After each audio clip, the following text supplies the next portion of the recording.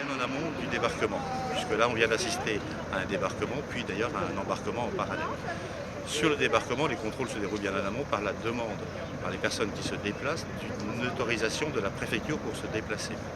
Donc nous avons eu ces demandes, nous avons demandé tous les justificatifs qui ont été reçus, vérifiés, contrôlés, ce qui donne lieu ensuite à une acceptation et une autorisation de se déplacer.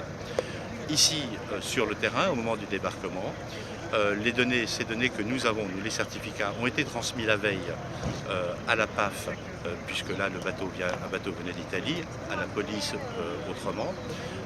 Et on a également le nom des personnes qui ont un billet, et on croise parfaitement les informations entre les personnes qui ont un billet et les personnes qui ont une autorisation.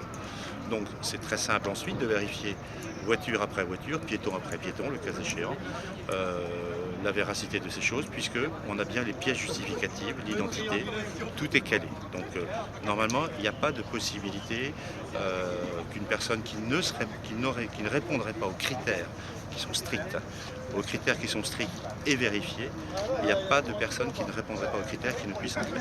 Alors, je vais prendre quelques exemples, c'est peut-être ce qui illustrera le mieux. Si une personne nous dit qu'elle vient à un enterrement, on demande le certificat de décès.